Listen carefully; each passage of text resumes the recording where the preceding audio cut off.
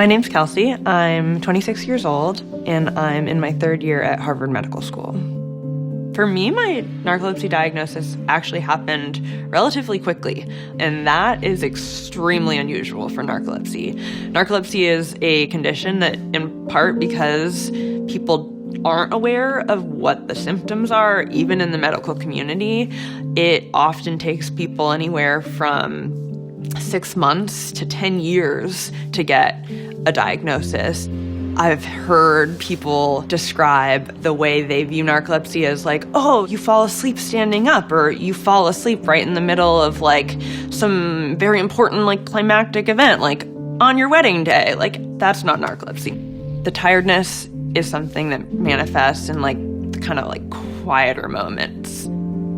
Before narcolepsy, I'd say I was a pretty ambitious person and student. I didn't used to drink coffee, and all of a sudden I was drinking 3, 4, 5 cups of coffee a day and still just feeling totally exhausted.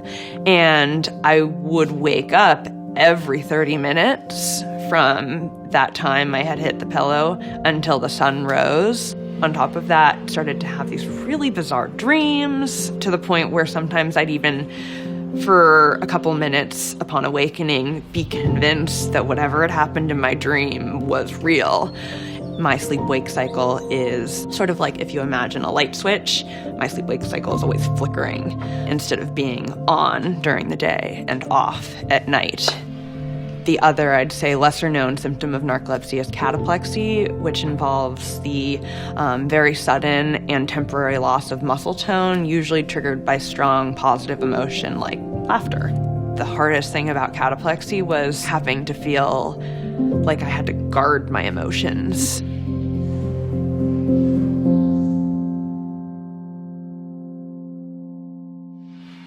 Even though I wanted to be a doctor for as long as I can remember, I was worried that I would not be able to perform the way doctors are supposed to perform, in part because of the stigma, in part because of the culture of medicine. I came to a realization that narcolepsy didn't necessarily mean I couldn't do the things that I wanted to do. It just meant that I might have to do them differently. I think it's also helped me connect better with other people who've been through similar experiences in a way that's hard to teach in a medical school classroom.